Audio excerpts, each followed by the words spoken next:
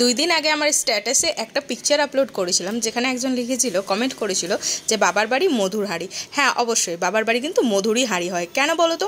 কারণ বাবার বাড়ি এসে আমরা ইচ্ছে মতো খাওয়া দাওয়া করতে পারি, ইচ্ছে মতো চলাফেরা করতে পারি, তাই না?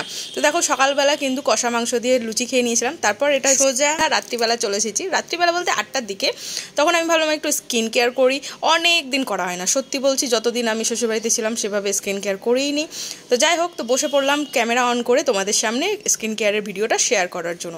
তো ফার্স্টেই দেখো, মাইসেলার ওয়াটার দিয়ে খুব ভালো করে কিন্তু মুখটা আর গলাটা ক্লিন করে নিয়েছি। আর দেখতেই পাচ্ছ যে কতটা ময়লা আর কি উঠে আসছে, কারণ এখন গরমকাল, অত্যধিক ঘাম হয়, যার ফলে কিন্তু এত নোংরা জমে।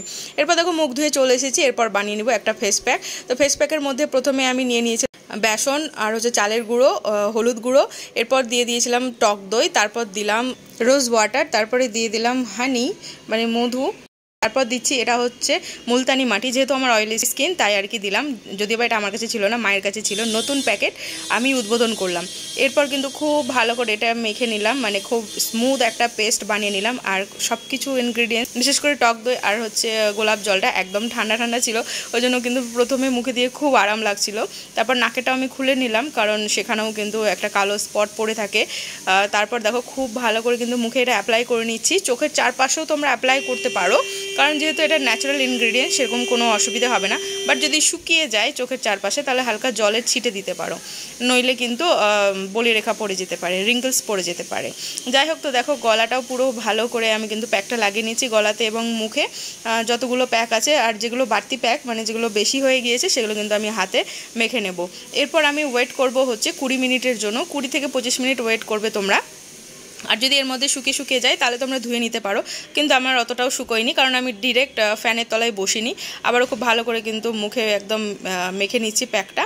এরপর দেখো, আমি আমার একদম কিন্তু 20 মিনিট পার হয়ে গিয়েছে, হালকা শুকিয়েও গেছিলো। এরপর আমি ধুয়ে নিলাম। ধুয়ে নেওয়ার পর চলে এসেছি আমি, প্রথমেই দিয়ে নিলাম হচ্ছে রোজ ওয়াটার। রোজ ওয়াটার দিয়ে কিন্তু মুখে খুব ভালো করে ড্যাব ড্যাব করতে হবে, এটাতে কিন্তু স্কিন কিন্তু গ্লো করে।